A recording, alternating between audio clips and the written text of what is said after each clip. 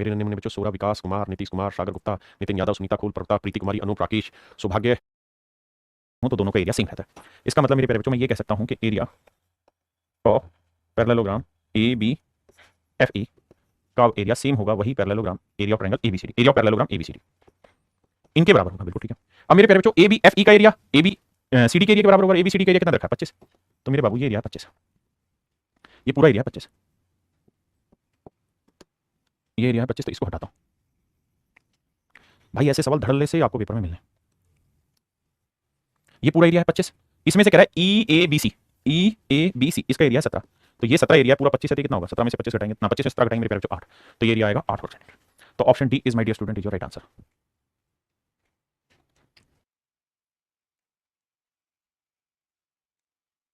देखिए हिंदी में इसमें लाइन मिसिंग है, एबीसी और डीबीसी के आधार पर और दो समानांतर रेखाओं के बीच, अच्छा दो समांतर रेखाओं के बीच, चलो ठीक है, करो भाई बच्चों करो, ठीक है। देखिए मेरे बच्चे बहुत ही आसान है। मैं अगर आपको ये कहूँ कि भाई किसी ट्रायंगल की साइड 3 4 5 है, तो आप कहेंगे राइट एंगल ट्रायंगल है तो इसका एरिया क्या होगा सर, तो आप कहेंगे साहब इसका एरिया ऑफ ट्रायंगल जो बनेगा वो बनेगा half into base into height, 3 गुना 4, 2 दूनी 4, 3 दूनी 4, तो इनका एरिया बन जाएगा साहब 6। इसका मतलब मेरे प्यारे बच्चों मैं ये कहने जा रहा हूँ, भाई ध्यान देना, ये दोनों ही त्रिभुज जो है, पूछा कहता है मेरे से डी बी सी, यानी मुझे ये वाला बेस लेना। देखना मेरे प्यारे बच्चों, पहले मैं इस बात करता हूँ, भाई ए बी की लेंथ मुझे कितनी रखी है 3, बी सी की लेंथ कितनी है 5 सेंटीमीटर, तो नेचुरली ये ट्रिपलेट बनेगा, तो ये 3 है, ये 5 है, तो लेंथ कितनी आएगी 4 सेंटीमीटर। और अगर ऐसा है तो मेरे प्यारे बच्चों इस ट्रायंगल का एरिया हमारे पास आ गया, बिल्कुल आ गया। कितना है साहब इसका एरिया 6। तो देखो यार इसी वाले बेस जो मैं बना के चला रहा हूँ और इन्हीं दो पैरेलल लाइन के बीच में जो दोनों ट्रायंगल बनेंगे, दोनों ही त्रिभुजों का क्षेत्रफल क्या होगा बराबर, तो आप कहेंगे सर डीबीसी का एरिया भी वही होगा जो एबीसी का, यानी 6।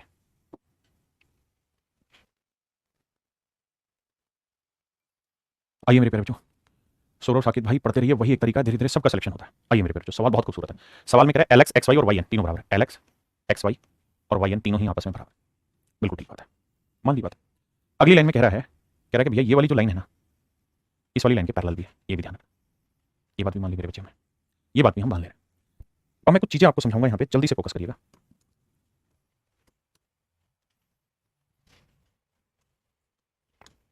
आइए मेरे दोस्त, मैं कुछ छोटे छोटे टुकड़े लेके आना चाह रहा हूं यहाँ, जिससे बात को गहराई में समझाया जा सके।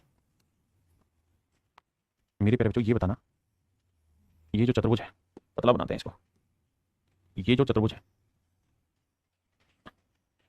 मैं इस चतुर्भुज को यहाँ उतारना चाहूँ। इसका नाम है मेरे प्यारे बच्चों एम, इसका नाम है जेड, इसका नाम है एक्स और इसका नाम है एल। भाई ये सवाल ने कहा ही है कि एक्स जेड जो है वो पैरेलल है एल एम के। आपने कहा ठीक है, अगर मेरे प्यारे बच्चों दोनों ही लाइनें आपस में पैरेलल है, ध्यान देना, अगर ये वाली लाइन और ये वाली लाइन दोनों ही पैरेलल है, तो दो पैरेलल लाइन के बीच और एक ही बेस पर बने दोनों त्रिभुजों का क्षेत्रफल बराबर होता है। तो मैं इसी बेस पे मेरे प्यारे बच्चों ये वाला ट्रायंगल बनाता हूँ, ध्यान देना, और इसी बेस पे मेरे प्यारे बच्चों मैं ये वाला ट्रायंगल बनाता हूँ, तो दोनों ही त्रिभुजों का क्षेत्रफल सेम होगा। ये मैं कहना चाह रहा हूँ आपको कि दोनों ही ट्रायंगल का एरिया मेरे बच्चे सेम आएगा, दोनों ही ट्रायंगल का एरिया सेम आएगा। कौन कौन सी का, जो area of triangle L X Z होगा उतना ही एरिया मेरे प्यारे बच्चों area of triangle M X Z होगा, एम एक्स जेड होगा। मेरे बच्चे इतनी अच्छी अच्छी और इतनी जरूरी चीजें हैं और पेपर में बहुत काम की बातें हैं। अगर आप चाहते हैं मन करके समझें तो जरूरी है कि ध्यान से पढ़ें इस बात पे। आपने कहा ठीक है। अब मेरे बच्चों अगली बात पे आते हैं। क्या, अब मेरे प्यारे बच्चों मैं ये वाली ट्रायंगल बना रहा हूं, पहले मैं इन सबको हटा दे रहा हूं।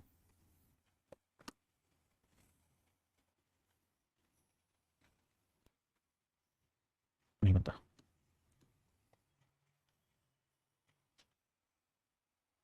ध्यान से देखना। आपने कहा जी बना लो, ठीक है, ये पॉइंट बता दो क्या है, तो ये पॉइंट है जेड, ये पॉइंट है एन, ये वाला पॉइंट है एल, यहां दो पॉइंट है, एक पॉइंट एक्स और एक पॉइंट वाई। अब मेरे बच्चों ये वाली लेंथ क्या है, जेड से एक्स है, बिल्कुल ठीक है, तो एक तो लेंथ चली गई जेड से एक्स की तरफ, एक लेंथ ये बताओ क्या है, तो ये चली गई वाई की तरफ, तो ये मेरे प्यारे बच्चों एक्स आ गया, ये आ गया वाई। अब अगर थोड़ा सा समझने की कोशिश करोगे, थोड़ा सा समझने की अगर मेरे बच्चे कोशिश करोगे आप यहाँ, तो आप इस चीज को ढूंढ पाओगे जो मैं आपको कहना चाह रहा हूं। क्या इस चीज को समझ पाओगे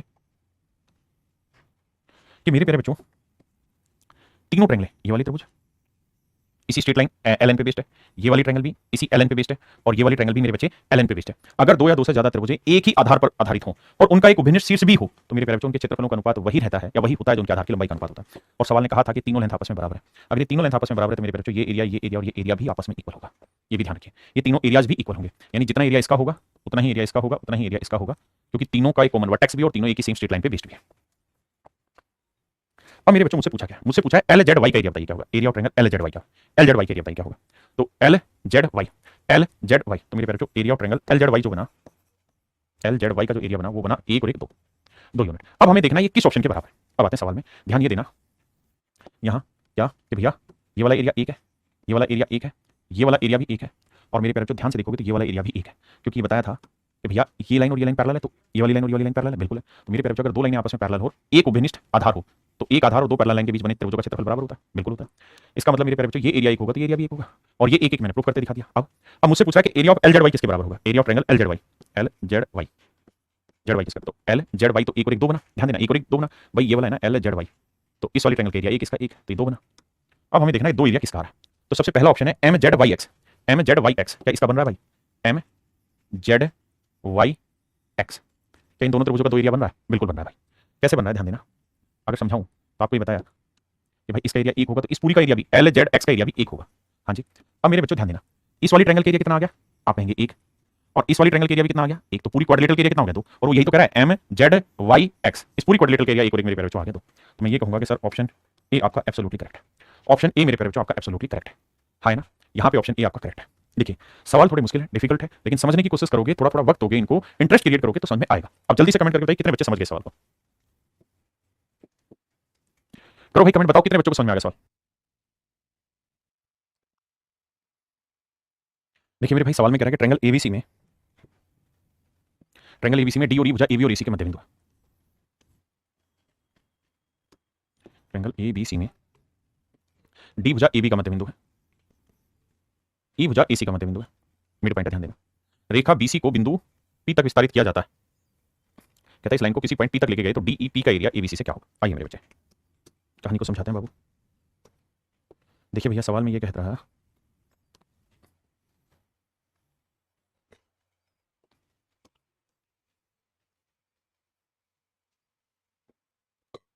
आइए मेरे बच्चे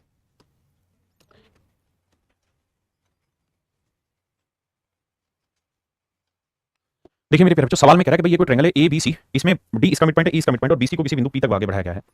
तो आपसे जो पूछा हुआ है वो ये पूछा हुआ है कि भाई area of triangle DEP is to area of triangle ABC का रेशियो क्या होगा, एरिया ऑफ ट्रायंगल एबीसी का रेशियो क्या होगा। आपने कहा ठीक है, अब आइए मेरे एक और बात पे, क्या अगर मेरे प्यारे बच्चों ये कोई ट्रायंगल है और हम इस बात को तो बखूबी समझते ही होंगे कि अगर किसी त्रिभुज में किन्हीं भी दो भुजाओं के मध्य बिंदुओं को मिलाएंगे तो जो लाइन बनेगी वो तीसरी लाइन के पैरेलल भी होगी और इसकी आधी भी होगी, यानी ये साइड की लेंथ 1 होगी तो ये वाली साइड की लेंथ क्या होगी 2, तो अगर इनकी साइडों की लेंथ का रेशियो 1:2 है तो ये क्या होगा 1 का वर्ग 1 तो 2 का वर्ग 4, तो पूरी ट्रायंगल के एरिया 4 तो ये वाला एरिया होगा 1। आपने कहा ठीक बात है।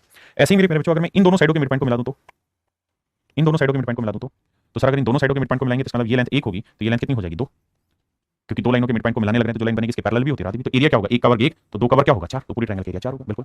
ऐसे ही मेरे प्यारे बच्चों जब इसको इससे मिलाओगे तो भी सेम कहानी कि भाई ये लेंथ 1 आई तो ये लेंथ आई 2, तो साइड की लेंथ का रेशियो 1:2 तो एरिया क्या होगा 1 का वर्ग 1 तो 2 का वर्ग क्या होगा मेरे प्यारे बच्चों 4, तो पूरी ट्रायंगल का एरिया है 4, ये 1 ये 1 ये 1 तो ये वाला एरिया कितना है मेरे बच्चे 1, क्योंकि 1 और 1 2 3 4 में से 3 का ये वाला एरिया है मेरे प्यारे बच्चों 1।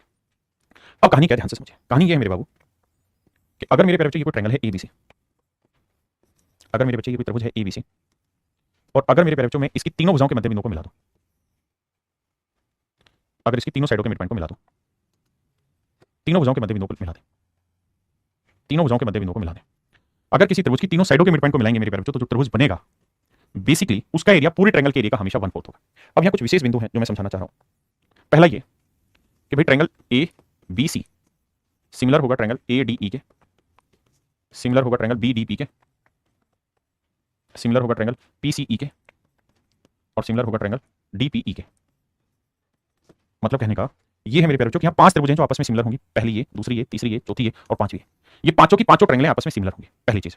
दूसरा point triangle A B C नहीं triangle A D E congruent होगी ट्रायंगल बी डी पी के, कॉन्ग्रुएंट होगी ट्रायंगल पी ई सी के, कॉन्ग्रुएंट होगी ट्रायंगल डी ई पी के। मेरे प्यारे बच्चों यहाँ 4 सर्वांगसम त्रिभुज बनेंगे, अगर किसी त्रिभुज की तीनों भुजाओं के मध्य बिंदु को मिलाएंगे तो 5 सिमिलर ट्रायंगल बनती है और मेरे प्यारे बच्चों 4 कॉन्ग्रुएंट ट्रायंगल बनती है, 4 सर्वांगसम त्रिभुज बनती है, ये 4 कॉन्ग्रुएंट ट्रायंगल बनती है और मेरे प्यारे बच्चों हर एक पार्ट का एरिया 1:1:1:1 होता है, इक्वल होता है। तो अगर मैं आपसे ये पूछूं कि area of triangle DEP is to area of triangle ABC क्या होगा, कि पूरी बड़ी त्रिभुज का क्षेत्रफल बताइए क्या होगा, तो ये होगा मेरे प्यारे बच्चों 1:4, पूरी ट्रायंगल का एरिया 4 होगा तो डीईपी का एरिया होगा मेरे प्यारे बच्चों 1। आगे अब जो मेरा सवाल था यहाँ वो ये था कि भैया यहाँ मैं कोई पॉइंट ले लूँ एफ ले लूँ, तो ये बात तो तय मानी जाए कि भाई डी और मिड पॉइंट है तो मिड पॉइंट को मिलाएंगे जो लाइन बनेगी वो पैरेलल होगी, और अगर मेरे प्यारे बच्चों की पैरेलल होगी तो मैं आपसे ये कहना चाह रहा हूँ कि भाई ये वाली जो ट्रायंगल बनेगी, ये वाली जो ट्रायंगल बनेगी इसका एरिया क्या होगा, तो area of triangle D E F is to area of triangle A B C, इनके एरिया का रेशियो क्या होगा मेरे प्यारे बच्चों? 1:4।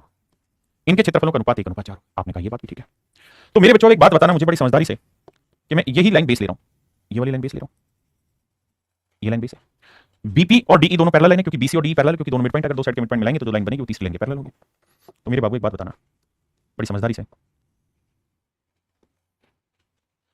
अगर मैं कहूं इस वाली ट्रायंगल का एरिया क्या होगा, तो आप कहेंगे कि भाई इस वाली ट्रायंगल के एरिया डीईएफ का एरिया पूरी ट्रायंगल के एरिया का 1/4 होगा, पूरी ट्रायंगल के एरिया 4 तो इसका एरिया 1 होगा। और ये दोनों पैरेलल लाइन है, और ये मैंने समझाया कि दो पैरेलल लाइन के बीच और एक ही आधार पर बने सभी त्रिभुजों का क्षेत्रफल सदैव बराबर रहता है। तो ये भी जो ट्रायंगल बनाओगे ना मेरे प्यारे बच्चों, डीईपी, इसका एरिया भी एक ही होगा, इसका एरिया भी एक ही होगा। अगर इसका एरिया 1 था तो इसका एरिया भी 1 होगा, ये एरिया बराबर होगा। यानी डीईएफ का एरिया 1 है पूरी का 4, तो डीईपी का भी 1 होगा तो पूरी का 4। तो ये रेशियो मेरे प्यारे बच्चों 1:4 होगा।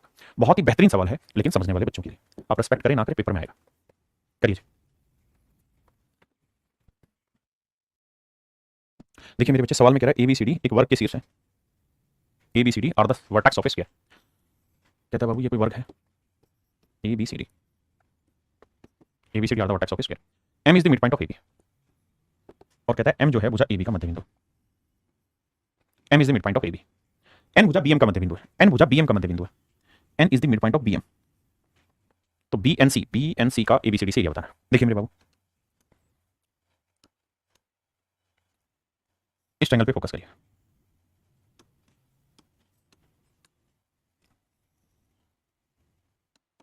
मेरे प्यारे बच्चों ये बताना कि ये वाली जो साइड है बीएम, इसका मध्य बिंदु एन है, बिल्कुल है। तो अगर इस वाली ट्रायंगल में, इस वाली ट्रायंगल में मेरे प्यारे बच्चों वर्टेक्स से सामने वाली साइड के मिड पॉइंट को मिला रहे हैं, तो ये लाइन जो बनेगी मीडियन कहलाएगी। और मीडियन ट्रायंगल की सामने वाली भुजा को दो बराबर हिस्सों में बांटेगी। हाँ जी, तो दो बराबर हिस्सों में बांटेगी तो ये लेंथ 1 यूनिट होगी, तो ये लेंथ भी क्या होगी? 1 यूनिट होगी। बिल्कुल ठीक है, बराबर बराबर लेंथ होगी। तो ये मीडियन हुई तो ये एरिया भी तो इक्वल हुआ, median is also an area bisector, तो मतलब ये लेंथ 1 एरिया 1 होगा तो एरिया भी 1 होगा। बिल्कुल ठीक है। अब मेरे बच्चों एक बात बताना, ये पूरा एरिया कितना हो गया? 1 और 1 2, यानी बीएनसी का एरिया था 1 यूनिट, तो ये पूरा एरिया कितना हुआ? 2। अब मेरे प्यारे बच्चों मैं आपसे कहूं कि यार इस ट्रायंगल पे आ जाइए, ये जो ट्रायंगल है इसमें ये वाली जो साइड है एबी, इस एबी का मध्य बिंदु है एम, बिल्कुल एबी का मध्य बिंदु है एम। तो सी से लेके एम को जब मिलाएंगे, सी से लेके जब एम को मिलाएंगे तो मीडियन कहलाएगी। और मीडियन ट्रायंगल को दो इक्वल एरिया में बांटेगी, तो ये 2 है तो ये वाला एरिया भी क्या होगा? 2। तो आप कहेंगे बात बिल्कुल सही बात है। तो मेरे बच्चे आप थोड़ा सा और गहराई में जब चीजों को जानेंगे तो आपको पता चलेगा कि ये वाला एरिया भी कितना आ गया? 2। तो 2 और 2 4 आ गया, ये एरिया आ गया 4, ये एरिया आ गया 4 मेरे बच्चे। और आप ये भी जानते हैं कि किसी भी क्वाड्रिलेटरल में, किसी भी क्वाड्रिलेटरल में जो डायगोनल होता है वो एरिया बाइसेक्टर होता है, विकर्ण एरिया बाइसेक्टर होता है। किसमें? पैरेललोग्राम में, स्फीयर में, रोम्बस में और रेक्टेंगल में। तो ये एरिया 4 है तो मेरे बच्चे ये वाला एरिया भी तो 4 होगा, ये वाला एरिया भी 4 होगा। तो पूरी इसका एरिया कितना? 4 और 4 8। तो मेरे बच्चे पूरे का जो एरिया होगा वो होगा 1:8। तो आंसर जो लिखोगे मेरे प्यारे बच्चों आएगा 1:8। करिए भाई। देखिए मेरे प्यारे बच्चों, बहुत ही खूबसूरत सवाल है, ध्यान देना। कहता है एबीसीडी एक समांतर चतुर्भुज है, एम और एन इनकी साइडों के मिड पॉइंट है, एम डीसी का मिड पॉइंट है और बीसी का मिड पॉइंट एन है। तो कहता है सैडेड पोर्शन और गैर सैडेड पोर्शन का रेशियो बताना क्या हो। आइए मेरे बच्चे एक बात ध्यान से समझिए, अगर मेरे प्यारे बच्चों ये कोई पैरेललोग्राम है, अगर ये कोई समांतर चतुर्भुज है, और अगर मेरे बच्चों मैं इसके बीचों बीच ऐसे कोई लाइन खींच दूं, इसके बीचों बीच मैं ऐसे कोई लाइन खींच दूं, तो ये हर हाल में इस पैरेललोग्राम को 2 इक्वल एरिया में बांटेगा, इस पैरेललोग्राम को 2 इक्वल एरिया में बांटेगा। यानी अगर मैं इस पैरेललोग्राम में ये लाइन ऐसे बीचों बीच खींच दूं तो ये 2 इक्वल एरिया में बांटेगा। आपने कहा ठीक है। ऐसे ही मेरे प्यारे बच्चों में यहां इस लाइन के पैरेलल एक लाइन खींचूं और इसे भी बिल्कुल बीचों बीच रख दूं, यहां रख दूं, तो भी मेरे प्यारे बच्चों ये वाली जो लाइन है, ये लाइन इस पूरी पैरेललोग्राम को 2 इक्वल एरिया में बांटेगी, क्योंकि मैं बिल्कुल बीचों बीच mid point to mid point line में लाने लग रहा हूं। हाँ जी, तो मेरे बच्चे अगर मैं दोनों लाइनें खींचूं ऐसे ऐसे तो 4 इक्वल एरिया में बांटेंगे, 1 1 2 3 4 4 इक्वल एरिया में बढ़ जाएगी। अब सवाल में कहानी क्या है उस बात को समझिए। सवाल में कहानी ये है कि भाई ए बी सी डी एक parallelogram, A B C D parallelogram, A B C और डी पैरेललोग्राम, एम इस साइड का मिड पॉइंट और एन इस साइड का मिड पॉइंट।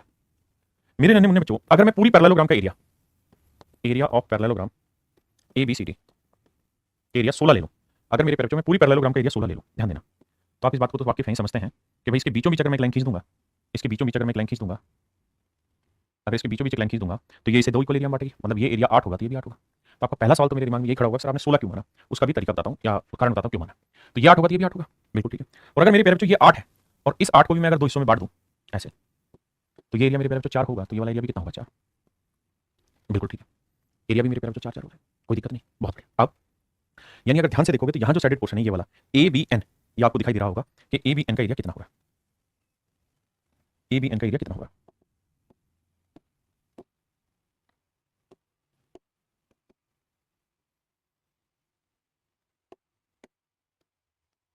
तो ए बी एन का एरिया आ गया मेरे प्यारे बच्चों 4। आपने कहा जी बिल्कुल ठीक है।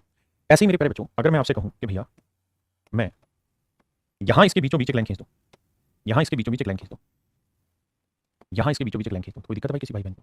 आपके कोई दिक्कत नहीं। तो मेरे बच्चे पूरी पैरेललोग्राम का एरिया कितना है 16, तो ये एरिया 8 आया, ये वाला एरिया भी कितना है 8, बिल्कुल ठीक है। और इस 8 को भी अगर मैं यहां बीचों बीच एक लाइन खींच दूं तो ये वाला एरिया कितना आ गया, तो आप कहेंगे देखना ध्यान से समझोगे तो पल्ले पड़ेगा। तो सर ये वाला एरिया भी 4 आएगा, इसमें भी कोई दो राय नहीं। तो मेरे बच्चे इसको भी मैं कलर कर दे रहा हूं, तो ये एरिया कितना आ गया 4, एडीएम का एरिया कितना आ गया 4। तो मेरे बच्चे एडीएम यानी ध्यान दोगे तो ये वाला एरिया भी आ गया आपका कितना 4, ये वाला एरिया भी 4 आ गया, बिल्कुल ठीक है। अब मेरे प्यारे बच्चों एक बात बताना, अगर आप इतनी बात समझ गए हैं कि अगर हम इसके बीचों बीच लाइन खींच रहे हैं, ऐसे भी इसके बीचों बीच लाइन खींच दें और ऐसे भी मेरे बच्चे इसके बीचों बीच खींच दें, तो ये बेसिकली इसको 4 इक्वल एरिया में बांट देगा, 16 को 4 बराबर हिस्सों में बांटेगा। तो ये 4 आएगा, ये 4 आएगा, ये 4 आएगा, ये 4 आएगा, यानी ये वाला एरिया है मेरे बच्चे 4, बिल्कुल ठीक है। और अगर मेरे भाई मैं इस 4 को भी बीचों बीच डायगोनल खींच दूं तो 2 इक्वल एरिया में बांटेगा, आपने कहा बिल्कुल ठीक है। तो मेरे प्यारे बच्चों 4 है तो ये वाला एरिया कितना आ जाएगा, तो अगर ध्यान दोगे तो ये एरिया आ गया, तो एमसीएन का एरिया आ गया, तो एमसीएन का एरिया आ गया मेरे बच्चे 2, एमसीएन का एरिया आ गया। तो अब मेरे बच्चों मुझे बताओ पूरी पैरेललोग्राम के एरिया मैंने क्या माना था 16, तो उसमें से सैडेड पोर्शन के एरिया कितना है 4 4 8 और 2 10, तो सैडेड पोर्शन के एरिया आ गया 10, तो पूरा 16 माना था, 16 में 4 4 8 2 10, तो ये कितना बचा 16 में 10 गया 6, तो अनसैडेड पोर्शन के एरिया कितना है मेरे प्यारे बच्चों, तो आपका जवाब होगा 6। तो काटोगे तो रेशियो निकालोगे 5:3, सैडेड और अनसैडेड पोर्शन के एरिया का रेशियो मेरे प्यारे बच्चों 5:3, सैडेड और अनसैडेड पोर्शन के एरिया का जो रेशियो होगा मेरे प्यारे बच्चे मेरे बाबू वो होगा 5:3। क्या मेरी बात समझ पाए कि नहीं समझ पाए, हाँ ना, जल्दी से बताइए।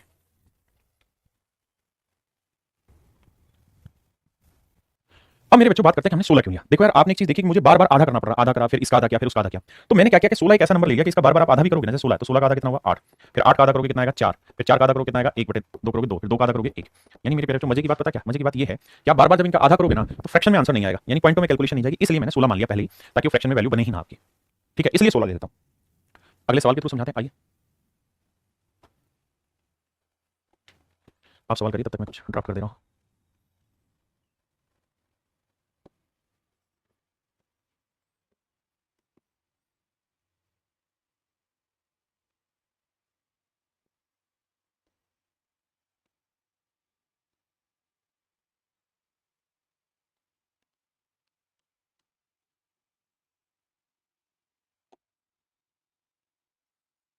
चलिए मेरे बच्चे फिगर सवाल ने दे नहीं रखी थी, मैंने बना के दे दी। अब जरा ध्यान दीजिए सवाल पे, सवाल में कह रहा है ABCD are the vertex of a rhombus समचतुर्भुज के शीर्ष है, पीक्यूआरएस उसके मिड पॉइंट है, टीएसपी का मिड पॉइंट है, तो आपको बताना है एटीएस वाली ट्रायंगल के एरिया पीटीक्यू से, तो एटीएस यानी इस वाली ट्रायंगल का पीटीक्यू इस वाली ट्रायंगल से एरिया क्या होगा। ये मेरे प्यारे बच्चों कुल मिला के मुझसे बात हो रही है, आइए करते हैं कोशिश समझने की कि कैसे सोल्व किया जाए। देखिए मेरे बाबू बड़े ध्यान से समझिएगा, हमें सवालों को डिटेल नहीं जाना, बहुत शॉर्टकट में ही समझना है।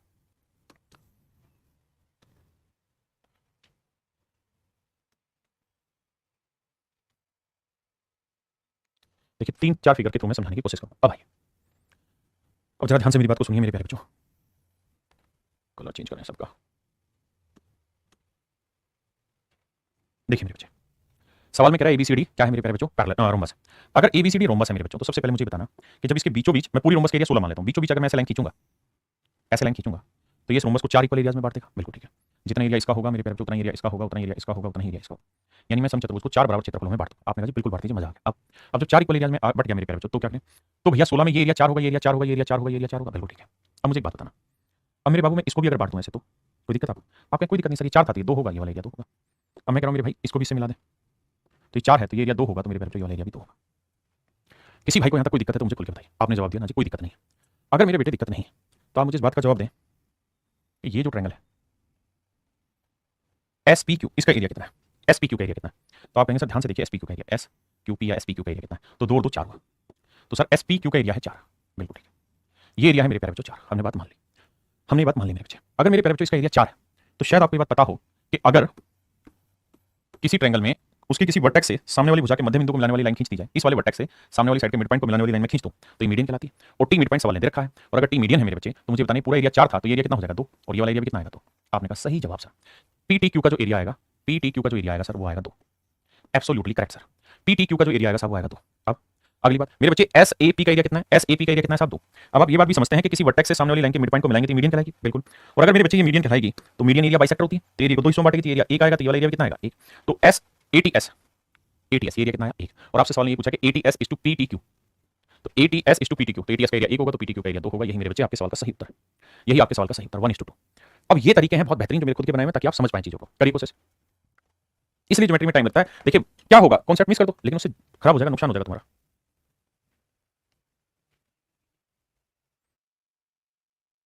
देखिए मेरे बच्चे सवाल में कह रहा है A B C and D are vertex of a rhombus P Q R S are the mid point of each side. सवाल में कह रहा है भैया ए बी सी डी एक रोम्बस के वर्टेक्स है, B C D are the vertex of rhombus P Q R S P Q R and S are the mid points of each side M and N are mid points of Q R and R S. कहता है जी Q R का mid point M है और R S का mid point N. Q R का mid point M और R S का mid point M N. Q R का मिड पॉइंट था एम और आर एस का मिड पॉइंट होगा एन। अब हमसे पूछ रहा है कि भैया एस एम एन का एबीसीडी से एरिया बताना है। एस एम एन का एबीसीडी से एरिया बताना है। आइए मेरे बच्चे देखिए सवाल बहुत खतरनाक है, देखते ही गोली मारने वाले क्वेश्चन है। आइए पूरे फिगर को 2-3 टुकड़ों में बांटना पड़ेगा भैया।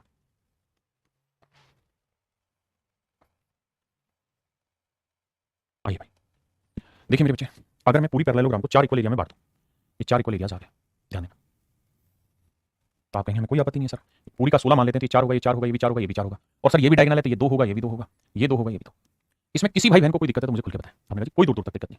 तो मेरे बनने मुन्ने बच्चों को एक चीज़ बताना, अगर आप इतनी बात समझते हो तो इस वाली ट्रायंगल का एरिया क्या होगा, आर एस क्यू का। आर एस क्यू का तो आर एस क्यू का एरिया आ गया साहब 4। और अगर आर एस क्यू का एरिया 4 आ गया मेरे बच्चे, तो एक बात बताइए, ये एरिया 4 है, बिल्कुल है साहब। अब मैं आपको ये कह रहा हूँ भैया कि मुझे बताना था एस एम एन का, कि मुझे सबसे पहले आप ये बताइए कि इस क्वाड्रिलेटरल का एरिया कितना था, तो आपने कहा जी 4 है। इस क्वाड्रिलेटरल का, इस ट्रायंगल का एस आर क्यू का एरिया कितना है, 4, 2 2 4 है, बिल्कुल ठीक है। अब मैं आपसे ये जानना चाह रहा हूँ मेरे बच्चे कि अगर मैं यहाँ से सामने वाली साइड के मिड पॉइंट को मिला दूँ तो ये मीडियन कहलाएगी, बिल्कुल कहलाएगी। और अगर मेरे प्यारे बच्चों ये मीडियन है तो मीडियन ट्रायंगल को 2 इक्वल एरिया में बांटती है, तो ये 2 हुआ तो ये वाला एरिया भी कितना हुआ, तो मेरे नन्हे मुन्ने प्यारे बच्चों मीडियन जो होती है वो ट्रायंगल को 2 इक्वल एरिया में बांटती है। अगर 2 इक्वल एरिया में बांटेगी तो ये एरिया 2 है तो ये वाला एरिया भी 2 होगा, बिल्कुल ठीक है। अब अगली कहानी पे आ जाइए कि मेरे बच्चे एक बात बताना,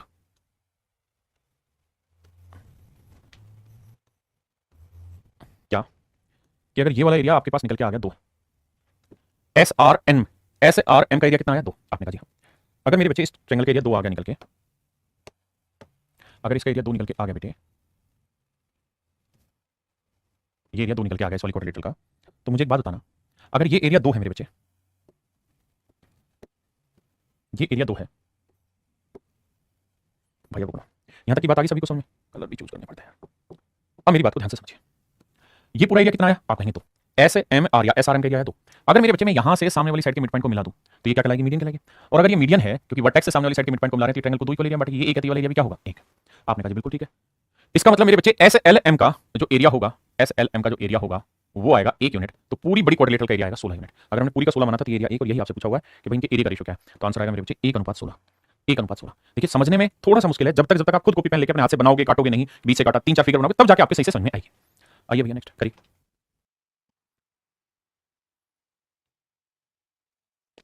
आइए मेरे बच्चे सवाल बहुत खूबसूरत है, ध्यान से देखिए भाई। पहले इस बात पे नजर डालिए, क्या कौन सी बात पे नजर, कि मेरे नन्हे मुन्ने बच्चे ये जो ट्रायंगल है, ये ओ क्या है, साइड का मिड पॉइंट, अगर ओ इस साइड का मिड पॉइंट है मेरे प्यारे बच्चों, तो ये क्या हुई मीडियन। और किसी वर्टेक्स से सामने वाली साइड के मिड पॉइंट को मिलाने वाली लाइन मीडियन होती है, मीडियन ट्रायंगल को 2 इक्वल एरिया में बांटती है। हाँ जी, तो ये एरिया मेरे प्यारे बच्चों 1 यूनिट है, तो ये वाला एरिया भी कितना हुआ, 1 यूनिट है, बिल्कुल ठीक है, बिल्कुल सही बात है। अब मेरे बच्चे बहुत सारे सवाल हम कर चुके हैं। अब ये देखिए इस वाली ट्रायंगल में, इस वाली ट्रायंगल में ई क्या है बाबू, मिड पॉइंट। अगर ई मिड पॉइंट है तो ये मीडियन हो गई, बिल्कुल हो गई सर। और अगर ये मीडियन हो गई तो जो एरिया इस ट्रायंगल का होगा वही इसका होगा, आपने कहा ये भी सही है। तो अगर इसका एरिया 1 और 1 2 है तो मेरे बाबू आंख बंद करके इसका एरिया भी 2 ही होगा, इसका एरिया भी कितना होगा, 2 होगा। अब फिर से अगली लाइन पकड़ते हैं, क्या कि मेरे भैया डी भी मिड पॉइंट रखा है, अगर डी मिड पॉइंट है तो ये तय है कि ये वाली लाइन मीडियन होगी। और अगर ये मीडियन है तो जितना एरिया इस वाली ट्रायंगल का होगा उतना ही एरिया इस वाली का होगा। तो इस वाली का एरिया कितना, 1 और 1 2 और 2 4, तो ये वाला एरिया भी कितना होगा, 4। अब ये धीरे धीरे विजुअलाइजेशन होना आपका स्टार्ट हो जाएगा, एक दिन में नहीं होगा, but if you practise more you will visualize more. तो ये वाला एरिया आ जाएगा मेरे बच्चे 4। तो पूरी ट्रायंगल का एरिया कितना आ गया 8, और वीओई का एरिया कितना आ गया 1, तो पूरी ट्रायंगल के एरिया का 1/8 पार्ट है, 1/8 पार्ट होगा मेरे बच्चे पूरी ट्रायंगल के एरिया का। देखिए मेरे बच्चे बहुत सारी चीजें समझानी, एक बार में समझ नहीं आएंगी, लेकिन लगातार प्रयास करोगे तो समझ आएगा। सबसे पहली चीज तो ये कि मैं आपसे ये पूछूं कि भाई area of rectangle A B C D क्या होगा, तो आप कहेंगे सर लेंथ है 9 ना 9 और ब्रेड्थ है 6, तो 9 6 54 आएगा, तो एरिया होगा 54 वर्ग सेंटीमीटर, बिल्कुल ठीक है।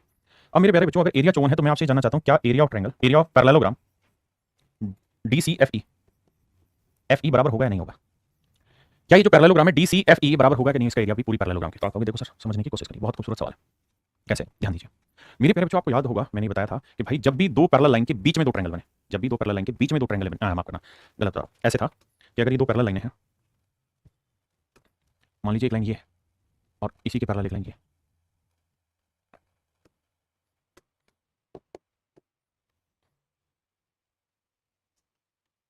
ये दो पैरेलल लाइन है। मैंने ये कहा कि भैया इसी बेस पे मैं एक पैरेललोग्राम ये बना रहा हूं मेरे बच्चे, और इसी बेस पे एक पैरेललोग्राम मेरे प्यारे बच्चों मैं ये बना रहा हूं। तो मेरे बच्चे अगर दोनों का बेस सेम हो, दोनों पैरेललोग्राम एक ही स्ट्रेट लाइन पे बेस्ड हो, यानी दोनों की कोई एक लाइन कॉमन हो, एक लेंथ कॉमन हो और दो पैरेलल लाइन के बीच बने हो, तो दोनों ही पैरेललोग्राम का क्षेत्रफल सेम होता है। आप कहेंगे हाँ सर ये बात बताई थी। अगर ये बात बताई थी तो मेरे बाबू ध्यान से मेरी बात को सुनना। देखिए ये तो सवाल ने दिया कि भैया ये दोनों लाइनें पैरेलल है, एल और एम। आपने कहा जी बिल्कुल ठीक है, तो सारा खेल इन्हीं चीजों के बीच में होगा। तो मेरे बच्चे ये बताओ कि डीसी जो है, ये जो डीसी है, ये जो डीसी मेरे बच्चे, इसी बेस पे तो एक पैरेललोग्राम मैंने ये बनाई, कोई भी फिगर बनेगी और एक मैंने ये बनाई, तो दोनों का एरिया सेम होगा कि नहीं होगा? आप कहेंगे 500% एरिया सेम होगा, क्योंकि सेम बेस और दो पैरेलल लाइन के बीच में कोई भी रेक्टेंगल बनाओ, पैरेललोग्राम बनाओ, कुछ भी बनाओगे तो एरिया हर हाल में सेम आएगा इनका। ठीक है जी, तो इसका एरिया भी 54 होगा, यानी इस पैरेललोग्राम का एरिया 54 होगा, तय है सर। अब सर अगली बात पर आ जाओ, अगर पैरेललोग्राम का एरिया 54 होगा तब नई चीज दिखाता हूं सर। आइए, सारा खेल है मेरे बच्चे विजुअलाइजेशन का, how much you visualize things and the concept and the portion. ये कौन सा आ गया, चाहते तो नहीं थे। देखिए धीरे धीरे पहले पड़ेगा, लेकिन समझा दूंगा, मेरा दावा है। अब मेरे बच्चे ध्यान देना, अब मैंने आपको ये बात समझाई थी कि अगर किसी पैरेललोग्राम में ये बेस सेम है, पैरेललोग्राम का भी और इस वाली ट्रायंगल का भी, दोनों का बेस सेम है मेरे बाबू, इस पैरेललोग्राम का इसी बेस पे, तो मेरे प्यारे बच्चों ये पैरेललोग्राम बनी है और इसी बेस पे ट्रायंगल बनी है। तो आपको पता है इस ट्रायंगल के एरिया हमेशा ही इस पैरेललोग्राम के एरिया का आधा होगा। आपने कहा बिल्कुल ठीक है, इसका एरिया हमेशा ही इसका आधा होगा, इसमें कोई दो राय नहीं है दूर दूर तक। तो अगर ये एरिया 54 है मेरे प्यारे बच्चों, तो आधा होगा तो एरिया कितना आएगा? अगर आधा होगा तो कितना आएगा? 27। तो आंसर आएगा 27। दूसरी बात, अगर आप ऐसे रीड नहीं कर रहे, देखिए हमें हर तरीके से रीड करना चाहिए। तो हमें पता है ये साइड 6 है तो ये वाली साइड 6 है, और चूंकि ये पैरेललोग्राम है, ये पैरेललोग्राम है मेरे प्यारे बच्चों, तो ये 6 है तो ये भी 6 होगी। और अगर ये 6 है मेरे प्यारे बच्चों, ये लेंथ 6 आ गई, ये वाली लेंथ अगर 6 आ गई, तो किसी ट्रायंगल की अगर बेस की लेंथ 6 आ गई, तो इस वाली ट्रायंगल की हाइट तो उसने पहले ही रखी नो, वो चाहे यहां बने यहां बने कहीं भी बने, हाइट तो नहीं रहेगी। तो इस ट्रायंगल के एरिया हो जाएगा half into base into height, 6 गुना 9, तो 9 6 54 का आधा 27। तो उस नजरिए से भी मेरे प्यारे बच्चों मेरा आंसर होगा 27। आइए मेरे प्यारे बच्चों, अब हम आगे बढ़ते हैं सर्कल पे। सर्कल उतना कॉम्प्लिकेटेड नहीं है जितना क्वाड्रिलेटरल और ट्रायंगल और ये सब कॉम्प्लिकेटेड थे। सर्कल आसान हिस्सा है, खत्म भी जल्दी हो जाएगा। देखिए आइए छोटे छोटे थ्योरेटिकल पोर्शन खत्म करता हूं। सर्कल होता क्या है? एक ऐसा बिंदु जिससे सारे वर्टेक्स इनकी दूरी बराबर होती है, बिंदु पथ की, वो सर्कल होता है। इन सबका कोई मतलब नहीं है। देखिए यार, सर्कल की जो सर्कमफ्रेंस होती है, जिसे हम परिधि कहते हैं, परिमाप कहते हैं। परिमाप का मतलब होता है ये वाली जो बाउंड्री लाइन है ना, इस बाउंड्री लाइन की लेंथ। तो सर्कल की जो सर्कमफ्रेंस होती है, बाउंड्री लाइन की लेंथ, वो हमेशा ही रहती है 2πr 2πr। ये मेरे प्यारे बच्चों सर्कल की रेडियस कहलाती है जी। हाँ जी, एक शब्द होता है कोड, कोड का मतलब होता है जीवा। जीवा का अर्थ होता है कोई ऐसी लाइन जो सर्कल को दो पार्ट पे इंटरसेक्ट कर रही है। कोई ऐसी लाइन जो सर्कल को दो पार्ट पे इंटरसेक्ट करती है उसे हम कोड कहते हैं। जीवा जो सर्कल को दो हिस्सों में दो जगह काटती है, कोड कहलाती है। दूसरी बात क्या, ये साहब जो कोड होती है ना, उसमें एक बात ध्यान रखना, इस सर्कल की सबसे बड़ी जो कोड होती है वो उसका डायमीटर होता है। क्या होता है मेरे प्यारे बच्चों? डायमीटर। सर्कल की जो सबसे बड़ी कोड होती है डायमीटर, व्यास होता है। लॉन्गेस्ट कोड, सर्कल की सबसे बड़ी कोड जो होती है मेरे प्यारे बच्चों, डायमीटर होती है। लॉन्गेस्ट कोड, जो लॉन्गेस्ट कोड होती है मेरे प्यारे बच्चों, होता है डायमीटर, व्यास। ये डायमीटर हो गया जी। अब आते हैं एक शब्द होता है सीकेंट। देखिए मेरे बच्चे ध्यान देना, अगर इस वाले वर्टेक्स से इस वाले वर्टेक्स तक लाइन खींच दें तो ये लाइन कहलाती है कोड, ये वाली लाइन कहलाती है कोड, जीवा कहते हैं इसे। ठीक है, लेकिन अगर कोई लाइन सर्कल को दो पार्ट पे काटती हुई बाहर निकल जाए, सर्कल से बाहर निकल जाए, तो इस लाइन को हम कहते हैं सीकेंट। सीकेंट को हिंदी में कहते हैं छेदक रेखा। क्या कहते हैं? छेदक रेखा। क्या आप समझ पाए सीकेंट और कोड का डिफरेंस? सर कोड भी सर्कल को दो पार्ट में इंटरसेक्ट करती है, लेकिन वो सर्कल के अंदर रहती है, और सीकेंट भी दो पार्ट में इंटरसेक्ट करती है, लेकिन वो सर्कल से बाहर चली जाती है। आइए जी आगे, बेसिक बेसिक इंफॉर्मेशन है। अब आते हैं मेरे प्यारे बच्चों आर्क पे। देखिए किसी सर्कल में दो आर्क होती है, एक बड़ी आर्क होती है, एक छोटी आर्क होती है। जैसे येलो कलर जो फ्लैश हो रहा है यहाँ पे आपको दिखाई दे रहा होगा, ये जो कलर है, ये यहां से यहां तक की जो आर्क है, इसे हम कहेंगे माइनर आर्क, छोटी आर्क, छोटी चाप। हिंदी में इसे कहते हैं आर्क को चाप। आर्क को क्या कहते हैं? चाप कहते हैं, वृत्त की चाप। तो किसी सर्कल की दो आर्क होती है, एक मेजर आर्क और एक माइनर आर्क। यानी जो छोटा टुकड़ा वो माइनर आर्क, जो बड़ा टुकड़ा है वो मेजर आर्क। आइए आगे देखिए मेरे प्यारे बच्चों, ये मेरी कहलाती छोटी आर्क, हाँ जी, और ये वाली कहलाएगी बड़ी आर्क। तो मेरे प्यारे बच्चों बड़ी आर्क के अंदर जो एरिया आता है वो मेजर सेक्टर कहलाता है, और जो छोटी आर्क के अंदर एरिया आता है वो माइनर सेक्टर कहलाता है। तो सेक्टर का मतलब होता है त्रिज्य खंड, यानी जो त्रिज्या द्वारा खंड खंड किया गया, यानी टुकड़े टुकड़े किया गया। तो मेरी बात फिर से समझिए, जो माइनर आर्क से बन रहा है वो माइनर सेक्टर, जो बड़ी आर्क से बन रहा है वो मेजर सेक्टर। समझ गए भैया? अब आते हैं प्रॉपर्टी ऑफ ए सर्कल कि भाई सर्कल की क्या क्या प्रॉपर्टी है। देखिए मेरे बच्चों पहली प्रॉपर्टी डिस्कस करें, लेकिन पहली प्रॉपर्टी डिस्कस करने से पहले एक बात बता दो मेरे भाई। क्या मेरे बच्चे, आपको ये बात तो पता ही है कि अगर ये सर्कल का सेंटर है, अगर ये सर्कल का सेंटर है, तो किसी भी आर्क से, किसी भी आर्क से, आर्क का मतलब माइनर आर्क ले लो या मेजर आर्क ले, मान लीजिए मैंने ये माइनर आर्क ले ली, तो इस माइनर आर्क से सर्कल के सेंटर पे जो एंगल बनेगा, माइनर आर्क से सर्कल के सेंटर पे जो एंगल बनेगा, अगर मेरे प्यारे बच्चों ये वाला एंगल 2 थीटा है, ध्यान देना, ये वाला एंगल 2 थीटा है, ये वाला एंगल 2 थीटा है, तो मेरे प्यारे बच्चों इसी आर्क से सेंटर पे अगर एंगल 2 थीटा बना है ना, तो इस आर्क से सर्कल के स्पॉट पे जो भी एंगल बनेगा, ये वाला एंगल हमेशा ही उसका डबल होगा, है ना। ये जरूरी नहीं है यहीं बने, ये यहां बने तो भी आधा ही होगा, ये यहां बने तब भी आधा ही होगा, यहां बने तब भी आधा ही होगा, ये सारे एंगल आधे होंगे। हम जब छोटी क्लास में पढ़ते थे तो हमारे टीचर ऐसे पढ़ाते थे, सी मार्क बनानी है ना तो पेन यहां से उठाओ और सर्कल पे कहीं पे ले जाकर यहां छोड़ दो, फिर यहां से उठाओ यहां पे छोड़ दो, फिर यहां उठाओ यहां ले आओ, फिर यहां उठाओ यहां ले आओ, फिर यहां उठाओ यहां ले आओ, फिर यहां उठाओ यहां। तो मेरे नन्हे मुन्ने बच्चे, अगर ये वाला एंगल 2 थीटा है ना, तो ये सारे ही कोण थीटा थीटा होंगे, ये सारे ही कोण थीटा थीटा होंगे। ये मैंने ज्योमेट्री में हल्की सी एक प्रॉपर्टी आपके साथ डिस्कस की थी कि केंद्र पर बना हुआ कोण हमेशा ही वृत्त के अन्य भाग, यानी ये वाली आर्क है तो इस आर्क से दूसरी बड़ी वाली आर्क पे किसी भी भाग पे कोण बनेगा तो सेंटर वाला एंगल हमेशा उससे डबल होगा। हाँ जी, अब मेरे बच्चों एक नोटिस कर रहे होंगे आप चीज, क्या कि अगर मैं इस वाली चीज को हटा दूं, इस वाली चीज को हटा दूं, तो आप एक चीज नोटिस कर रहे हैं क्या कि सर ये वाली आर्क ले रहे हैं, ये वाली बिल्कुल ले रहे हैं, इस वाली आर्क की बात कर रहे हैं। अगर हम सर इस वाली आर्क की बात कर रहे हैं तो इस वाली आर्क से सर्कल की दूसरी आर्क पे जितने भी एंगल बनने हैं, सारी तो सेम है, ये भी थीटा बना, ये भी थीटा बना, ये भी थीटा बना, ये भी थीटा बना, ये भी बनाओगे तो भी थीटा बनेगा। तो मेरे प्यारे बच्चों, जो पहली प्रॉपर्टी है सर्कल की वो यही है कि किसी एक आर्क से, जैसे ये ए बी छोटी आर्क है, इस आर्क से सर्कल की दूसरे पार्ट पे जितने भी एंगल बनेंगे वो मेरे प्यारे बच्चों सारे बराबर होंगे। सेंटर वाला डबल होता है, लेकिन दूसरे पार्ट पे जितने भी एंगल बनेंगे सारे आपस में बराबर होंगे। This is the first concept of our circle. Circle की मेरे प्यारे बच्चों पहली प्रॉपर्टी। विवेक भाई सीधा सवाल पे ध्यान, बकवासबाजी कुछ नहीं। अब आइए आ गया पहला सवाल आपकी नजर पे, किया नजर जो लागी। देखिए मैं ये वाली आर्क ले रहा हूं, ईडी, प्रैक्टिस से आएगी चीजें। अगर मेरे बच्चे में ये वाली आर्क ले लूं ईडी, तो ईडी से ही तो ये वाला बनेगा और इसी से ये वाला एंगल बना, तो मेरे प्यारे बच्चों दोनों कोण आपस में क्या होंगे? बराबर। भाई इसी आर्क से ये वाला कोण बना, इसी आर्क से ये वाला कोण बना, मेरे भाई दोनों ही कोण आपस में क्या होंगे? बराबर। तो अगर ये कोण 40 डिग्री है बाबू, तो ये वाला कोण भी 40 डिग्री। एसीडी आपसे पूछा तो आंसर होगा 40 डिग्री। रिजल्ट क्या बोलोगे? सर सेम आर्क से बना हुआ एंगल, सेम आर्क से बना हुआ एंगल, बताइए।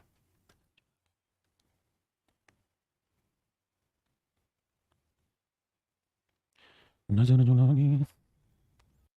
देखिए मेरे भाई, काम एक ही, क्या कि जनाब इस वाली त्रिभुज पे ये वाला कोण है 50 डिग्री, ये वाला कोण है 60, तो 60 ये है, 50 ये, 60 और 50 110, तो ये वाला कोण आएगा सर 70 डिग्री।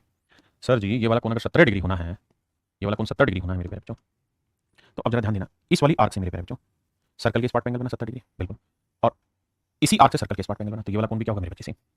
मेरे नन्हे बच्चों ये कोण 70 डिग्री है, तो ये वाला कोण भी क्या होगा? 70 डिग्री। हाँ जी, तो ए सी बी भी जो होगा वो 70 डिग्री होगा, तो मेरे बच्चे मेरा राइट आंसर होगा 70 डिग्री। थैंक यू भाई दुर्गेश निशांत जी। लगाइए दिमाग, ए सी बी रखा 40 डिग्री, बी ई डी है 120 डिग्री, तो सी बी डी पूछ रहा है, सी बी डी। देखिए मेरे बच्चे, नजर जो लागी तेरी लागी, नजर जो लागी तेरी लागी। आइए मेरे बच्चे, एक तो बात बताइएगा हमको, क्या सर ये कौन 40 डिग्री है, ये वाला कौन 40 डिग्री दिया ना, कहाँ है? नहीं साफ सुथरा बनाए। नजर जो तेरी लागी, ये कौन है मेरे प्यारे बच्चों? 40 डिग्री का। आप बहुत अच्छे से इस बात को समझते हैं कि ये वाला मत करो। अब मुझे एक बात बताना, क्या बताना सर? कि इसी वाली आर्क से, यहाँ वाली जिस पे बार बार पेन चल रहा है, इसी वाली आर्क से ये वाला कोण बना 40 डिग्री, बिल्कुल, और इसी आर्क से ये वाला कोण बना, तो मेरे प्यारे बच्चों ये वाला कोण और ये वाला कोण बराबर नहीं होंगे, क्योंकि सेम आर्क से बने हुए एंगल है। आप हैं बिल्कुल ठीक है सर, लेकिन सर ये तो पूछा ही नहीं है, ये 40 है, ये 40 होगा डिग्री मान लिया, लेकिन पूछा कहाँ है? पूछा तो बाबू ये वाला है ना। अरे तो ढक्कन, अगर तीनों कोण मिल गए तो 120 और 40 कितना होगा? 160, तो ये कितना होगा? 20 डिग्री, 180 होता है ना तीनों कोण का जोड़, तो ये 20 डिग्री, यही आपका सही उत्तर। तो आंसर होगा मेरे प्यारे बच्चों 20 degree, 20 degree is your right answer. नजर जो तेरी लागी।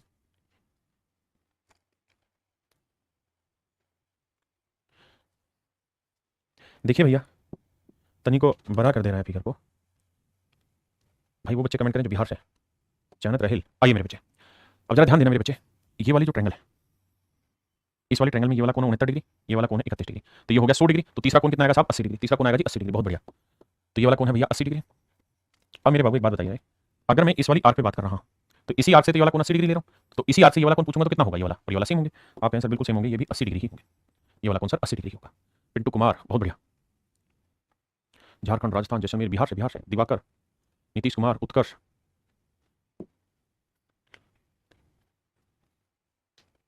देखिए बाबू, हमसे एक्स का मान पूछे, एक बात बताए हमको, क्या बात ये बताए दो भैया, क्या ये तो तय है कि 120 है तो ये वाला कोण निकल जाएगा? कैसे? क्योंकि सर ये स्ट्रेट लाइन और स्ट्रेट लाइन का एंगल का सम 180 होता है, तो 120 है तो ये वाला कोण होगा 60, और सर ये 60 है 70, 7 से तेरा 130 डिग्री होगा, तो ये वाला कोण है 50 डिग्री, और अगर ये वाला कोण 50 डिग्री हो गया तो सर अब तो लगा ही देंगे ना बात। इसी वाली आर्क से मेरे प्यारे बच्चों ये वाला एंगल बना 50 डिग्री, और इसी वाली आर्क से ये वाला एंगल बना, तो ये और ये दोनों बराबर आ गए, तो एक्स की वैल्यू क्या आ गई? 50 डिग्री। तो भैया इसमें जो उत्तर आएगा ना वो 50 डिग्री लिखिएगा ना। करिए बाबू, देखिए आसान से थोड़ा फास्ट बताता हूँ, ये 90 है, हमसे पूछा गया ए डी सी, ये 90 है मेरे प्यारे बच्चों, तो ये वाला कोण भी 90 ही आएगा। आपने कहा बिल्कुल ठीक है। अब ये 90 डिग्री है, ये 35 है, तो ये निकाल देंगे, सर ये आएगा 55 डिग्री, तीनों कोणों का जोड़ 180 होता है, और अगर ये 55 डिग्री है तो आप ये बात समझते हैं कि इसी आर्क से तो सर्कल के इस पार्ट पे एंगल बना, और इसी पार्ट से ये, तो ये दोनों एंगल क्या होंगे? आपस में बराबर होंगे ना, तो ये 55 है तो ये वाला कोण भी क्या होगा? 55, 55 या 55, बचपन का प्यार है भूल नहीं जाना, तो मेरे बच्चों ऑप्शन सी राइट आंसर। अब आते हैं मेरे प्यारे बच्चों सेकंड थ्योरम पे। सेकंड थ्योरम में क्या है? सेकंड सॉरी माफ करिए, सेंटर पे बना हुआ एंगल दूसरे पार्ट पे बने हुए एंगल का हमेशा डबल होता है, ठीक है जी। आइए पहले ही सवाल में लुटिया दिया है, बहुत ध्यान से देखिएगा बाबू। बचपन का प्यार मेरा भूल नहीं जाना, बड़ा हिट हुआ भाई गाना एक वक्त पे।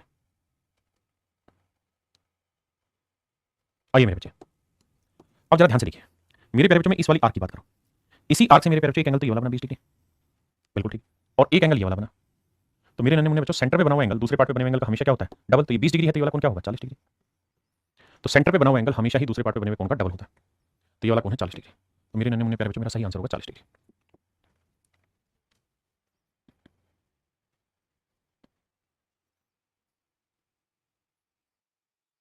आइए मेरे बच्चे, बाबू थोड़ा सा प्रतियाइएगा ना तो समझाएंगे ना। आइए मेरे बच्चे, मेरे प्यारे बच्चों ये सर्कल की रेडियस है, मतलब सेंटर है, अगर ये सेंटर है तो ये भी रेडियस हुई और ये भी रेडियस हुई और दोनों की लेंथ बराबर होगी। तो मेरे प्यारे बच्चों अगर किसी त्रिभुज की दो साइडें बराबर हैं तो तीसरी साइड के साथ बनने वाला कोण भी तो बराबर होगा। आपने कहा बिल्कुल ठीक है। तो ये 40 डिग्री मेरे बच्चे, तो ये वाला कोण भी 40 डिग्री ही होगा। ये 40 डिग्री है, ये 40 40 और 40 80, तो ये वाला कोण कितना होगा 100 डिग्री। तो ये वाला कोण क्या होगा मेरे प्यारे बच्चों 100 डिग्री, बिल्कुल ठीक है। अब जरा ध्यान दीजिए, अब मेरे बच्चे इसी आर्क से आइए, इसी आर्क से सर्कल के सेंटर पे बना हुआ एंगल है 100 डिग्री, बिल्कुल है। और इसी आर्क से सर्कल के ऊपर वाले पार्ट पे यानी दूसरे पार्ट पे बना हुआ एंगल क्या होगा इसका आधा। तो सर सेंटर पे अगर 100 डिग्री बना है तो ये वाला कोण कितना होगा 50 डिग्री। तो ये तो पूछा है आपसे कि भाई एसीबी बताइए, तो एसीबी हो जाएगा मेरे बच्चे 50 डिग्री।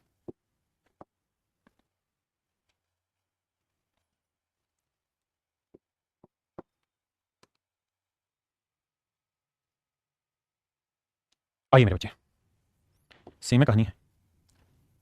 इस वाली आर्क में मेरे प्यारे बच्चे, इसी वाली आर्क से तो सेंटर पे बना हुआ एंगल 90 डिग्री, बिल्कुल ठीक है भाई। इसी आर्क से वृत्त के केंद्र पे बना हुआ कोण 90 डिग्री, और मेरे प्यारे बच्चों इसी आर्क से सर्कल के इस पार्ट पे बना हुआ एंगल क्या होगा 90 का आधा होगा। भाई ये वाला कोण 90 है तो ये वाला कोण क्या होगा आधा। आपने कहा ठीक है 90 है तो ये वाला कोण होगा मेरे प्यारे बच्चों 45 डिग्री। ये वाला कोण होगा मेरे प्यारे बच्चों 45 डिग्री, बिल्कुल ठीक है। अब मुझे एक बात बताना, ये 90 है तो ये होगा 45 डिग्री।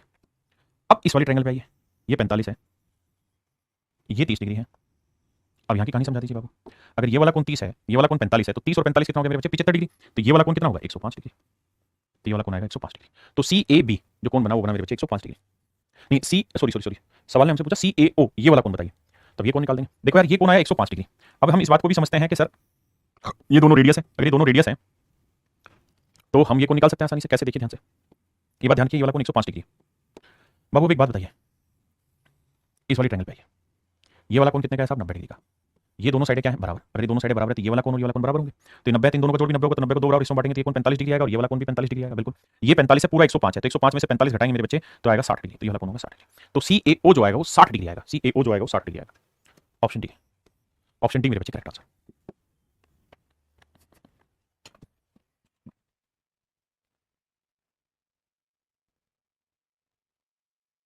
देखिए मेरे बच्चे ये वाला कोण है 80 डिग्री, हमसे कह रहा है ए डी बी और ए सी बी बताइए। देखिए थोड़ा थोड़ा समझेंगे तो बात समझ जाएंगे कि ये वाला आर्क है, इसी से सेंटर पे एंगल बना 80 डिग्री, तो इसी से ये वाला एंगल क्या होगा इसका आधा होगा, है ना। और ये वाला एंगल भी क्या होगा मेरे प्यारे बच्चों इसका आधा होगा। ये बात समझते हैं कि नहीं समझते, ए सी बी और ए डी बी, ठीक है। तो देखिए ये कोण अगर 80 डिग्री है, ये वाला कोण मेरे प्यारे बच्चों अगर 80 डिग्री है तो ये वाला कोण कितना होगा इसका आधा। अगर ये बात नहीं समझ रहे हैं तो अब देखिए बेटे, इसी आर्क से तो सर्कल के सेंटर पे एंगल बना और इसी आर्क से सर्कल के इस पार्ट पे एंगल बना, तो ये वाला जो एंगल होगा ये इसका क्या होगा आधा होगा। तो भाई अगर ये 80 डिग्री है तो ये वाला कोण होगा 40 डिग्री, और ऐसे ही ये 80 है तो ये वाला कोण भी हो जाएगा 40 डिग्री। और हमसे सवाल पूछ रहे हैं इन दोनों कोणों का जोड़ बताओ, तो इन दोनों कोणों का जोड़ हो जाएगा 40 और 40 80 डिग्री। इन दोनों कोणों का जोड़ हो जाएगा मेरे बच्चे 40 और 40 80 डिग्री।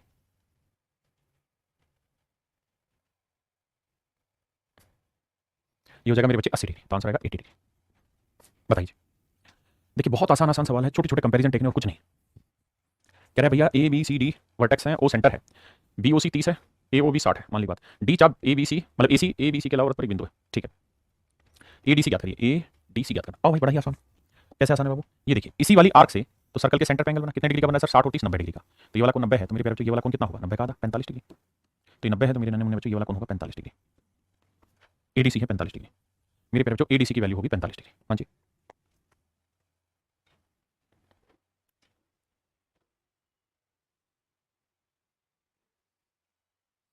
देखिए यार यहाँ हल्का सा कंफ्यूजन होगा आपको, लेकिन आराम से समझेंगे, समझ में आएगी चीज कैसे। मेरे बच्चे मैं ये वाली आर्क ले रहा हूँ, ये वाली आर्क, बड़े वाली आर्क ली मेरे बच्चे। इसी आर्क से तो मैंने सेंटर पे एंगल बनाया ये वाला, ठीक है जी। और इसी आर्क से मैंने सर्कल के दूसरे पार्ट पे एंगल बनाया 100 डिग्री।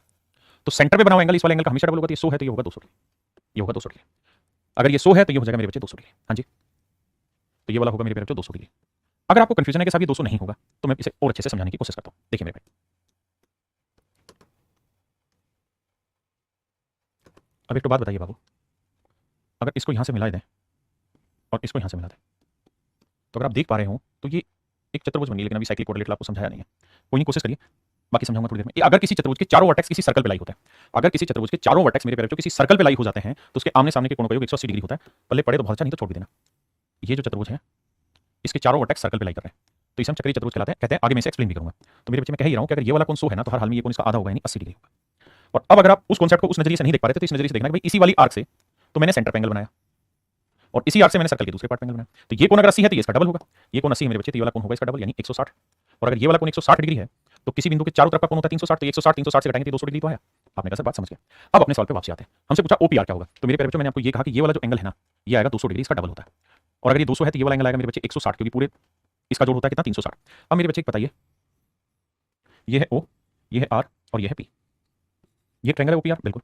ये वाला जो कोण है मेरे नन्हे मुन्ने प्यारे बच्चों, ये वाला कोण कितना है 160 डिग्री, बिल्कुल। अगर ये वाला कोण 160 है और अगर त्रिभुज की दोनों भुजाएं बराबर है, क्यों है सब बराबर? क्योंकि ओ सेंटर है तो ये रेडियस हुई। अगर ये दोनों साइडें बराबर हैं तो तीसरी साइड के साथ जो कोण बनेंगे वो मेरे बच्चे आपस में बराबर ही होंगे। तो 160 है, 180 को 160 घटाया 20 को 2 से बांटेंगे तो ये वाला कोण आएगा 10 डिग्री। तो उसने हमसे पूछा ओपीआर, ओपीआर, तो ये वाला कोण मेरे प्यारे बच्चों आएगा 10 डिग्री। समझ गए ना भाई? ये वाला कोण आएगा 10 degree. Option C is your right answer.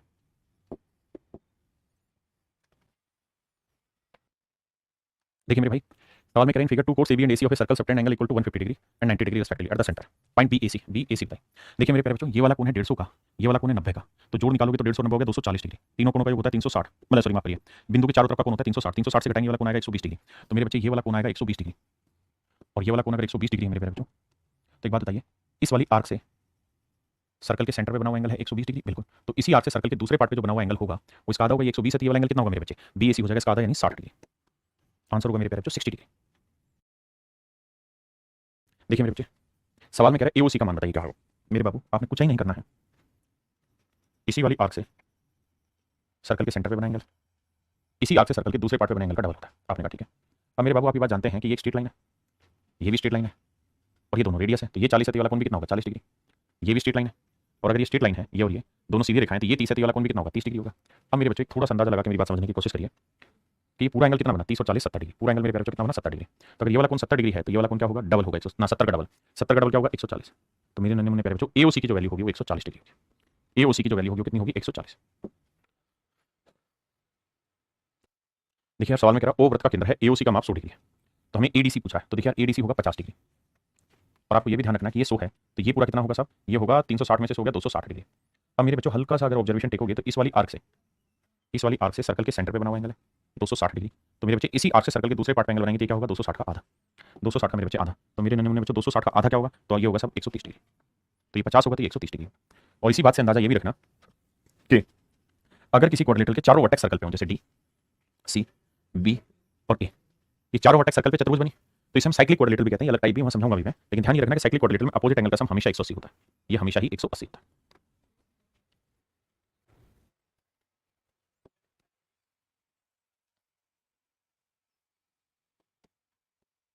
ये O नहीं P है, BC को कह रहा है P तक विस्तारित किया गया, BC को P तक विस्तारित किया गया।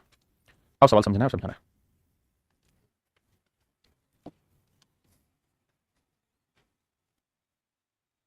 BCD बताना। आइए मेरे प्यारे बच्चों, ये दोनों जो मैंने मार्क किए हैं ये दोनों एंगल आपको बताना। हाँ जी सुमन कुमार ठाकुर भाई ध्यान देना। देखिए अगर आप बच्चे ज्योमेट्री को रेगुलर नहीं कर रहे हैं तो आपके लिए आसान तरीका ये है कि अभी की क्लास से छोड़ के ज्योमेट्री स्टार्टिंग से रिपीट करिए। मतलब देखिए आप रोज का काम रोज नहीं करेंगे और एकदम से बीच में आके पढ़ेंगे तो नहीं बनेगी बात, अच्छा मेथड नहीं हो। अब भाई अब मेरे दोस्त समझने वाली बात ये है कि इसी वाली आर्क से जो एक कर्लिंग लाइन चल रही है, इसी वाली आर्क से सर्कल के सेंटर पे एंगल बना कितने का 140 डिग्री का, और इसी आर्क से सर्कल के दूसरे पार्ट पे एंगल बना, तो ये 140 है, तो ये वाला कोण कितना होगा मेरे प्यारे बच्चों 70 डिग्री। ये वाला कोण कितना होगा 70 डिग्री। हाँ जी, ये वाला कोण मेरे प्यारे बच्चों 70 डिग्री का होगा पहली चीज। अब जो मैं पीछे बताता भी आ रहा हूं कि भाई साइक्लिक क्वाड्रिलेटरल समझाऊंगा वैसे, लेकिन अभी के लिए मानिए अगर किसी चतुर्भुज के चारों शीर्ष सर्कल पे हैं, देखो B भी सर्कल पे है, C भी सर्कल पे है, D भी सर्कल पे है, A भी सर्कल पे, तो ये ध्यान रखना कि इन दोनों कोणों का जोड़ 180 डिग्री होता है आमने सामने का, इन दोनों का जोड़ भी 180 होगा और इन दोनों का जोड़ भी 180 होगा। तो मेरे बेटे अगर ये 70 है तो ये 100, अगर ये 70 डिग्री है तो ये होगा 110 डिग्री। अगर मेरा समझदार बच्चा होगा तो ये देखेगा जिस भी ऑप्शन में दोनों का जोड़ 180 मेरा राइट आंसर है। तो 9/7 16 ये भी नहीं था, 180 ये भी नहीं था, 180 माफ करिए मैंने गलत बताया था, ये सही आंसर यानी 180 डिग्री आपका राइट आंसर। तो थोड़ा देखा करो, ऑब्जर्व किया करो चीजों को। सुनो बेटा, आइए मेरे भाई, सवाल में क्या है, O वृत्त का केंद्र है, AO भी 150 डिग्री, AC भी बताना क्या होगा। मेरे बच्चों एक बात बताना, मैं आपसे ये वाला कोण जानना चाह रहा हूँ क्या होगा, क्या बता सकते हैं मुझे ये वाला कोण क्या होगा। तो आप कहेंगे देखिए सर इसी वाली आर्क से तो सेंटर पे 150 डिग्री का है, तो इसी आर्क से सर्कल के दूसरे पार्ट पे एंगल बनाएंगे तो जो दूसरे पार्ट पे बना हुआ एंगल है ये हमेशा ही 150 का आधा होगा। तो 150 है तो मेरे प्यारे बच्चों ये वाला कोण होगा 75, ये वाला कोण कितने का होगा मेरे प्यारे बच्चों 75 डिग्री का, बिल्कुल ठीक है। और अगर मेरे नन्हे मुन्ने बच्चों ये वाला कोण 75 डिग्री का है, ये वाला कोण 75 डिग्री का है, तो ये वाला कोण कितने का होगा। साहब कहानी वही जो आप बता रहे हैं कि सर देखो चार वर्टेक्स 1 2 3 4, तो चारों वर्टेक्स अगर किसी सर्कल पे लाई करते हैं तो हमेशा ही ये साइक्लिक क्वाड्रिलेटरल बनती है, और चक्रीय चतुर्भुज है तो आमने सामने के कोणों का योग 180 हो जाता है। तो बाबू ओ मेरे बाबू अगर ये 75 है तो ये नेचुरल 105 डिग्री ही आपको टेकना पड़ेगा, तो आंसर आया 105। दूसरा तरीका ये है कि हम ये ना ड्रॉ करते, कहते थे ये 150 है तो 360 से घटाते आता 210, और सर अगर ये 210 है सेंटर पे बना हुआ एंगल, देखो इसी आर्क से सेंटर पे बना है 210 डिग्री, तो इसी आर्क से अगर ऊपर बनेगा तो क्या होगा 210 का आधा। तो दोनों ही तरीकों से आप इसका जजमेंट ले सकते हैं। बहुत ही खूबसूरत सवाल, करिए। आइए मेरे भाई देखिए ध्यान से, तेरा ओ केंद्र वाले किसी वृत्त का केंद्र इस प्रकार है कि OAB 30 डिग्री और OCB 60 डिग्री। अब जरा ध्यान देना, मेरे नन्हे मुन्ने प्यारे बच्चों ये है सर्कल का सेंटर, बिल्कुल ठीक है। अगर ये सर्कल का सेंटर है तो ये क्या है, रेडियस है, ये रेडियस है, बिल्कुल ठीक है साहब। ये भी क्या है, रेडियस है, बिल्कुल ठीक है, इसमें हमको कोई दो राय नहीं। अगर मेरे बच्चों ये भी रेडियस है, ये भी रेडियस है, तो एक बात बताना क्या कि ये 30 डिग्री है तो ये वाला कौन 30 डिग्री होगा, साहब बिल्कुल होगा, इसमें कोई आपत्ति नहीं, कोई आपत्ति नहीं। अगर मेरे बच्चों ये 30 डिग्री है, ये 30 डिग्री है, तो ये पूरा कोण क्या होगा, तो साहब ये एक त्रिभुज बनी, त्रिभुज के तीनों कोणों को 180 होता है, तो ये 30 और 30 60, तो ये वाला कोण बना 120 डिग्री, ये वाला कोण बना मेरे प्यारे बच्चों 120 डिग्री। हाँ जी, ये वाला कोण कितना बना मेरे भाइयों, 120 डिग्री। अब आ गया, अगर आप ये बात समझ गए तो कि बेटा अगर ये पूरा कोण 120 डिग्री आ गया, तो अब जो ऑब्जर्वेशन आप ऐसे भी लगाइए कि अगर मैं इसको बड़ा करूं तो आप ये चीज़ भी नोटिस करेंगे, सर ये सर्कल का सेंटर है, बिल्कुल है, तो सर ये भी तो सर्कल की रेडियस हुई, बिल्कुल है साहब, ये भी सर्कल की रेडियस हुई, बिल्कुल है साहब। भाई सर्कल के सेंटर से सर्कल के किसी भी पार्ट की जो डिस्टेंस होती है वो रेडियस होती है, बिल्कुल ठीक है। तो अगर ये रेडियस है, ये रेडियस है, तो ये तीसरी साइड है, तो तीसरी साइड के साथ बना हुआ एंगल क्या होता है, दोनों बराबर होंगे,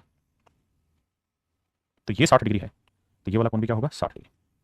भाई ये दोनों साइडें बराबर है, रेडियस है, ये 60 है तो ये भी क्या होगा 60, ये 60 डिग्री, ये 60 डिग्री, तो ये वाला कोण भी क्या होगा 60 डिग्री, ये कोण भी क्या होगा 60 डिग्री, क्योंकि तीनों कोणों के 180 होना चाहिए, 60 डिग्री है। अब मेरे बाबू अगर आप थोड़ा सा ध्यान दें तो आपको ये बात पता चलेगी कि साहब ये पूरा जो कोण था ये कितना था, तो आप कहेंगे जी ये था 120। अगर ये पूरा कोण 120 था तो उसमें से ये वाला कोण कितना है 60, तो फिर ये वाला कोण कितना बचा, तो साहब ये वाला कोण भी 60 बचा।